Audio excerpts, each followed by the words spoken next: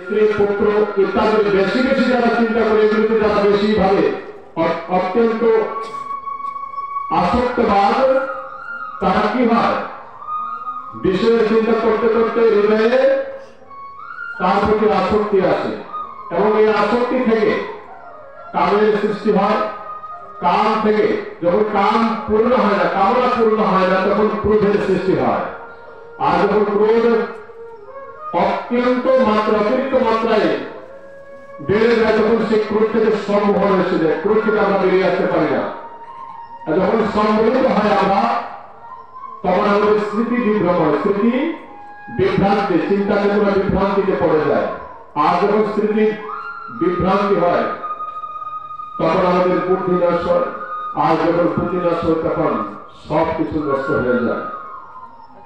অতএব আমাদের কাম, বিষয়ের প্রতি চিন্তা, আসক্তি বোধ এগুলোকে অল্প করতে হবে, অল্পে সন্তুষ্ট থাকতে হবে। দেখুন, যে যা করবেন, যেরকম কর্ম করবেন তাকে সেরকমই কর্মের ফল ভোগ করতে হবে। এটা অবধারিত ভাবে সত্য।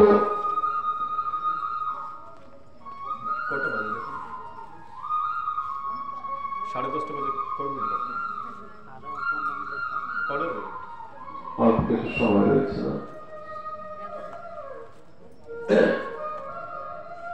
যেখানে ছিল আমরা যে যেরকম কর্ম সে সেরকমই কর্মের ফল ভোগ করবে। 15-20 মিনিটের মধ্যে শেষ দিচ্ছি একটা ছোট গল্পের মাধ্যমে, যে আমাদের কর্মগুলি যেন সৎ হয়। আমরা যে যেরকম কর্ম করব সেরকম কর্মের ফল আমরা ভোগ করব। পূর্বজন্মের সঞ্চিত কর্মের ফলশ্রুতি আমাদের এই দেহ, এখন এই দেহ দ্বারা আমরা কর্ম করছি, আমরা মনুষ্য দেহ লাভ করেছি। এই মনুষ্য দেহটা হচ্ছে দুর্লভ দেহ।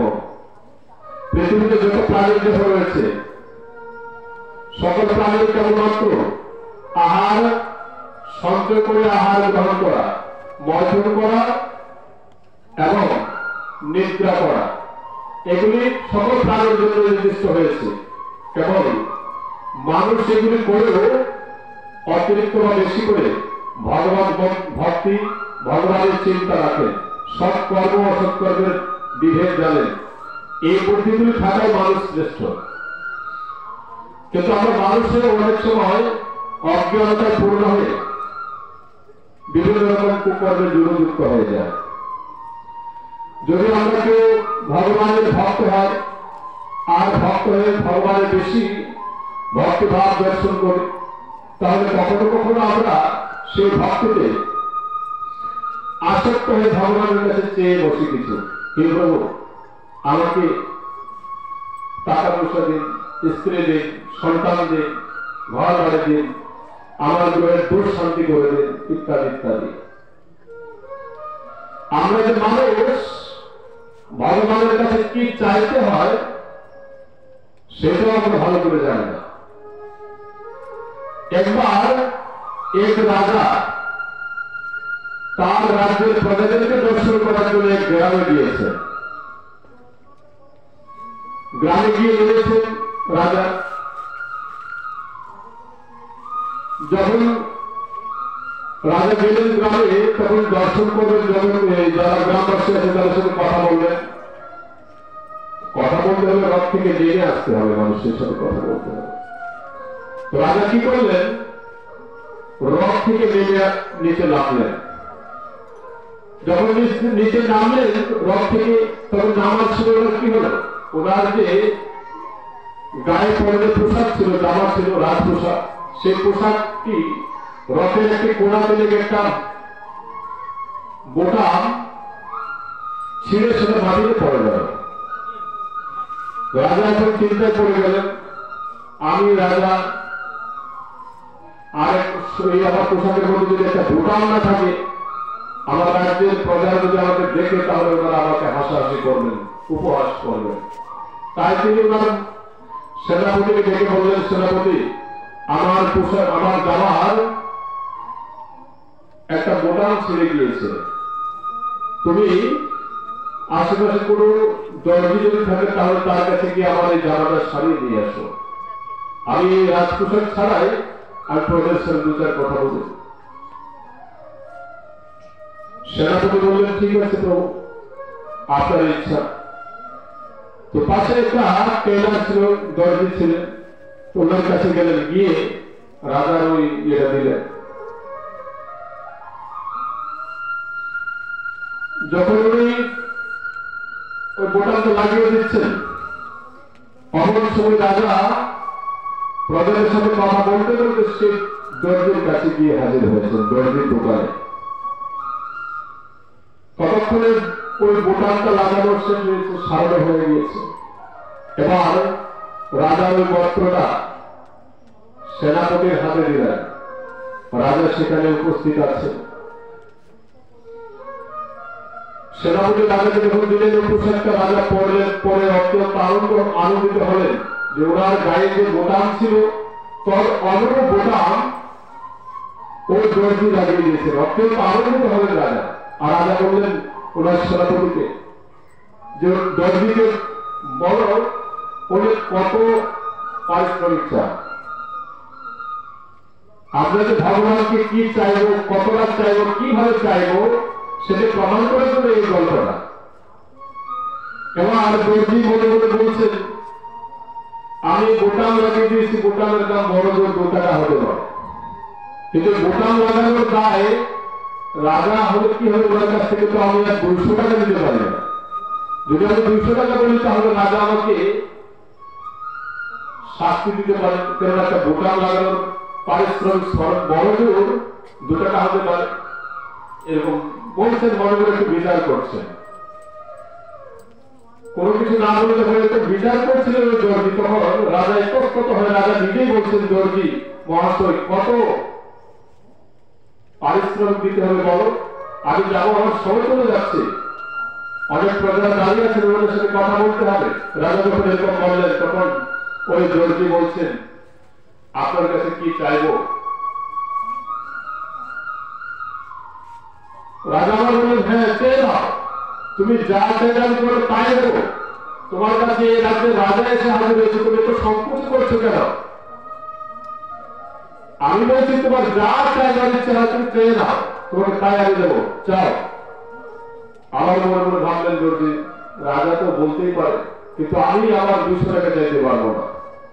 মনে মনে এরকম বিচার করে দর্জি বলছেন, আমার বোতাম লাগানোর পারিশ্রমিক 2 টাকা, ওই পাথর আপনি 2 টাকা দিয়ে দিন, বড় হয়ে গেল।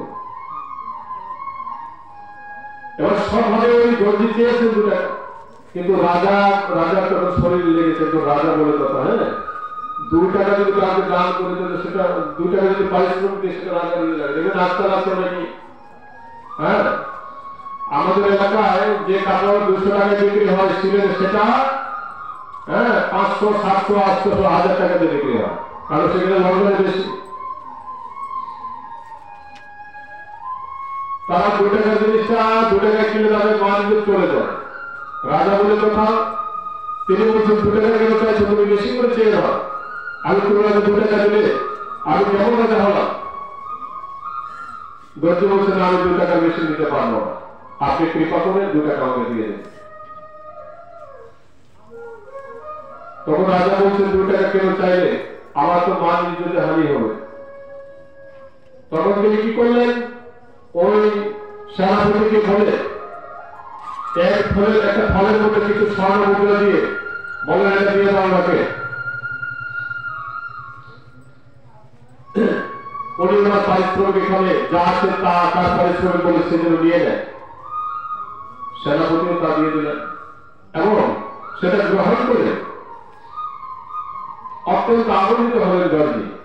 এখন বিষয়টা হচ্ছে, গল্প বলার কারণ হচ্ছে, ভগবান পরমেশ্বরের কাছে সবকিছু রয়েছে, ওনাকে আমরা যা চাইব তিনি তাই দেবেন, কিন্তু আমাকে তো কর্তব্য রয়েছে, আমি যেটুকু পাও না আমাকে সেইটুকু চাইতে হবে। এখন আমি কি পাও না, দেখুন আমি প্রথমে বলেছি, আমার এই শরীরটা আমার শরীরটা আমার শরীর নয়, আমি হচ্ছি আত্মা, আর আপনার কর্তব্য হচ্ছে পরমাত্মার সেবা করা। আমি পরমাত্মার একটা ক্ষুদ্র অংশ মাত্র, আমি জীবাত্মা, এবং জীবাত্মার কর্ম হচ্ছে পরমাত্মার সেবা করা। ভক্তের কর্তব্য হচ্ছে ভগবানের সেবা করা।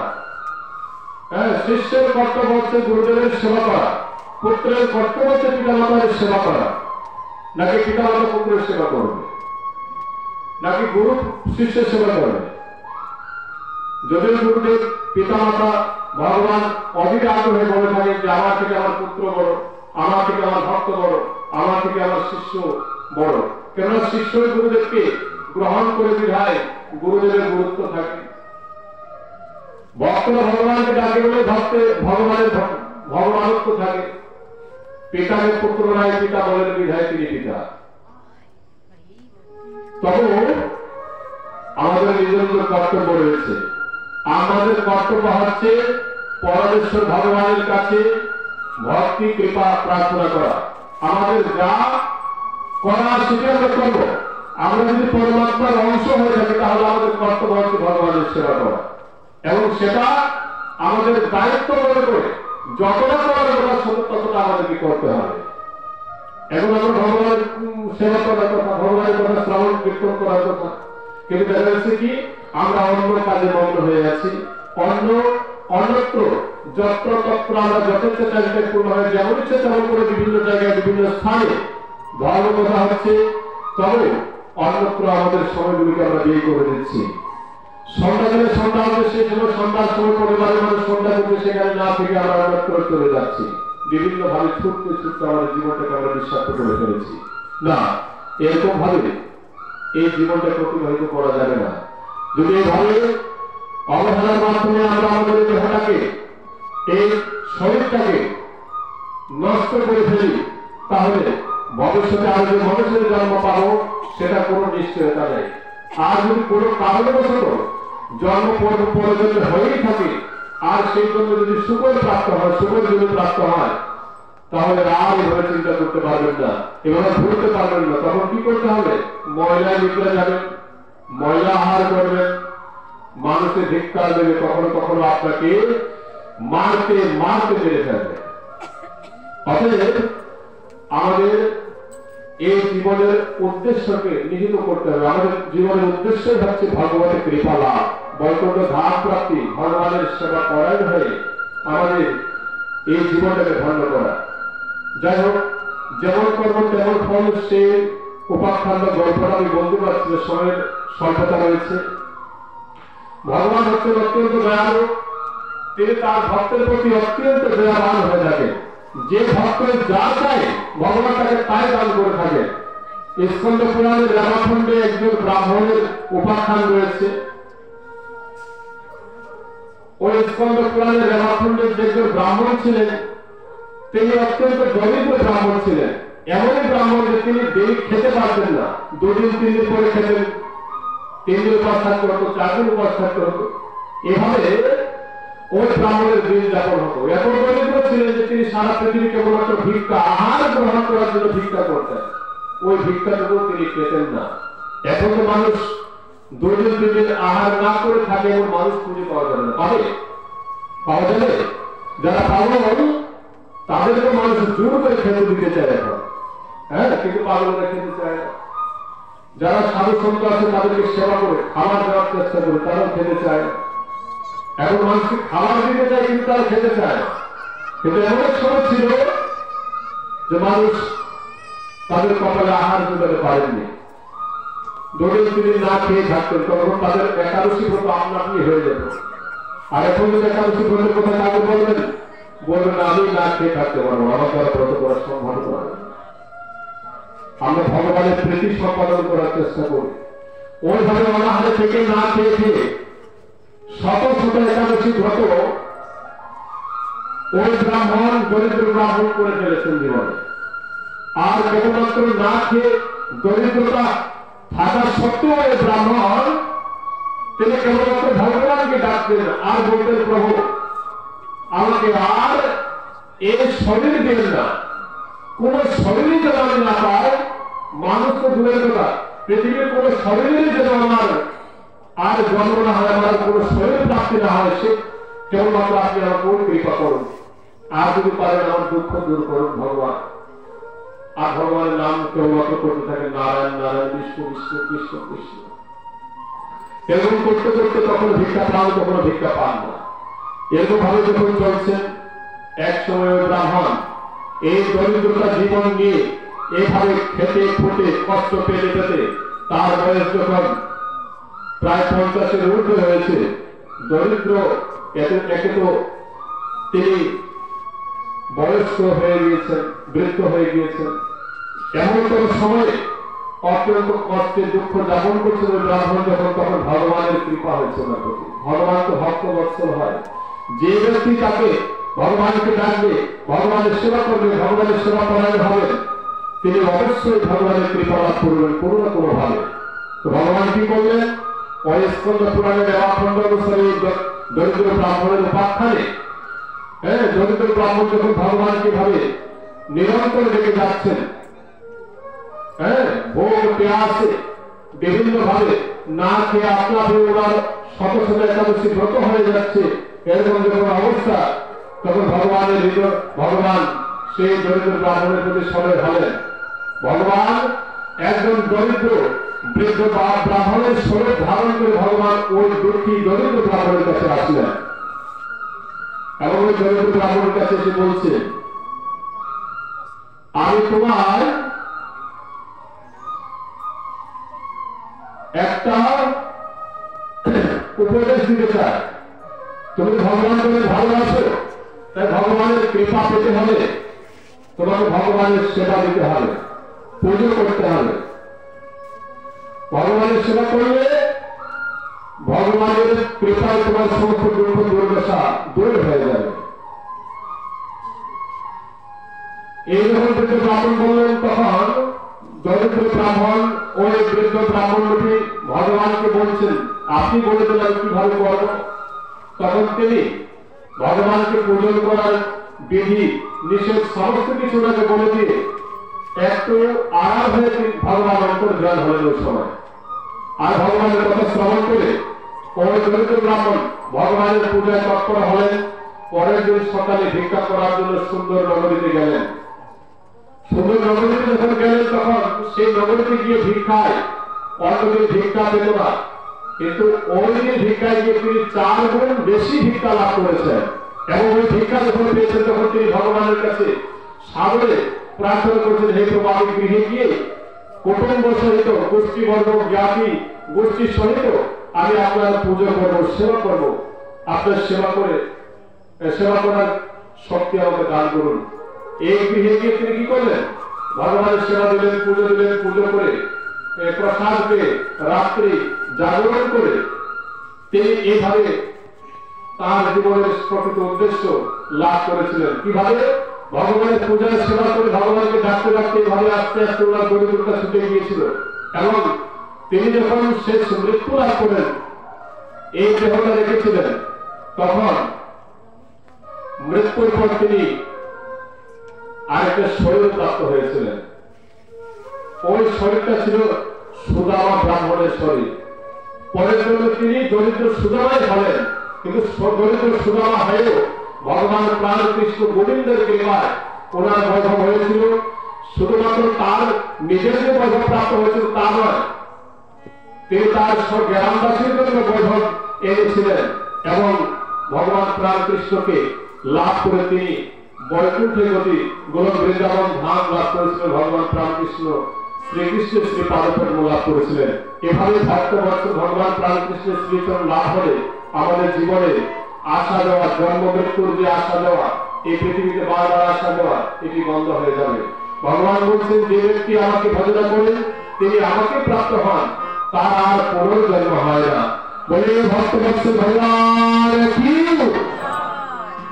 তাই আমাদের সকলের উচিত ভগবান প্রাণ কৃষ্ণের সেবায় যুক্ত হওয়া, ভগবানের কৃপা লাভ করা। ভগবানের কৃপা লাভ হলে পৃথিবীতে আর কোনো কিছু পাওয়ার বাকি থাকে না। ওনাকে সেই গোবিন্দের কৃপা লাভ হলে, গোবিন্দের দর্শন হলে পৃথিবীতে আর কোনো কিছুর লাভ হয় না, বাকি থাকে না। তাই আসুন আমরা সকলে ভগবানকে যাতে দর্শন করতে পারি, সেই চিন্তা চেতনা হৃদয় রেখে ভগবান পরায়ণ হয়ে, ভগবান ভক্তি পরায়ণ হয়ে, ভগবান ভক্ত হয়ে আমাদের এই জীবনের যেটুকু সময় বাকি রয়েছে সেইটুকু সময়কে সার্থক করি, ভগবতময় করি, গীতামৃত মুখী করি, ভগবানের কৃপা লাভ করে সকলে আমরা ধন্য হয়। বল হরি বল। ওম নমো ভগবতে বাসুদেবায়। ওম নমো ভগবতে বাসুদেবায়। ওম নমো ভগবতে বাসুদেবায়। गंगा गीता तो सवित्री सीता सत्य प्रतिव्रता ब्रह्मावली ब्रह्म विद्या त्रिसंध्या मूर्ति गृहिणी अर्धमात्रा चितानंदा भवग्नि भ्रांति नाशिनी वेदत्रय पालनंदा प्रत्यार्थ ज्ञान मंजरी इत्यतानि जपनित्यं निर्निश्चल मानसं ज्ञान सिद्धिं लभेत्तं कथन्ते परमं पदं। नमो ब्रह्मण्यदेवाय गो ब्राह्मण हिताय च जगदीताय श्री कृष्णाय गोविंदाय नमो नमः। हा कृष्ण करुणा सिंधु दीनबंधु जगतपते गोपेश गोपिका कांत राधा कांत नमोस्तुते। कृष्णाय वासुदेवाय हरे परमात्मने प्रणतक्लेशनाशाय गोविंदाय नमो नमः। हरे कृष्ण कृष्ण कृष्ण हरे हरे हरे राम राम राम हरे हरे।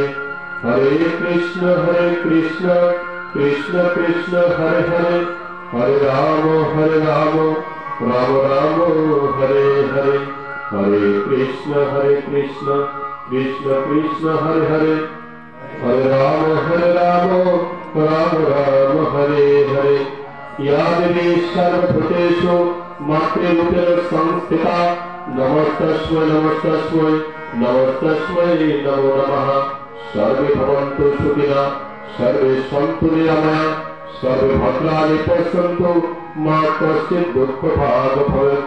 সকলে সুখী হোক, সকলে মঙ্গল লাভ করুক, কেউ যেন দুঃখ কষ্ট ভোগ না করে এই কামনা করে শ্রী জনার্দন বাসুদেব শ্রী চরণে শতকোটি বিনম্র প্রণিপাত জানিয়ে শ্রীমদ্ ভগবদ গীতা জননীর শ্রী চরণে শতকোটি বিনম্র প্রণিপাত জানিয়ে মাতা বৃন্দা দেবীর শ্রী চরণে শতকোটি বিনম্র প্রণিপাত জানিয়ে জগতের সকল মাতার পিতার শ্রী চরণে শতকোটি বিনম্র প্রণিপাত জানিয়ে সাধু গুরু বৈষ্ণব ব্রাহ্মণ সৎ ব্যক্তি মহা বর্গ প্রাজ্ঞ জ্ঞানী ব্যক্তিগণের শ্রী চরণে শতকোটি বিনম্র প্রণিপাত জানিয়ে আজকের রজনীতে শ্রীমদ্ ভগবদ গীতামৃত আস্বাদন পর্ব শুভ মঙ্গল কামনা করে শ্রীমদ্ ভগবদ গীতামৃত আস্বাদন পর্ব এখানে সমাপ্ত করছি। ওম বিদক্ষরম পরিভ্রষ্টম মাত্রহীনম চেদ ফলিত পূর্ণম ভবতু তদসর্বং তৎপ্রসাদা জনার্দনম। ওম শান্তি ওম শান্তি ওম শান্তি।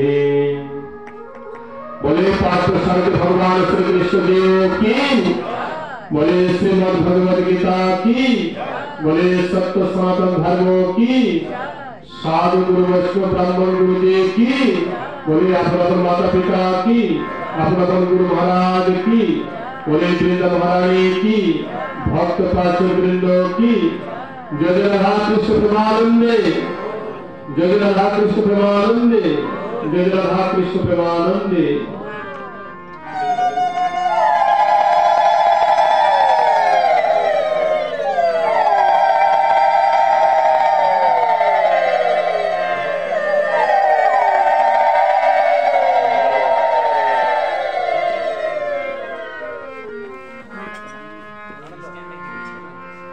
Oh, itu.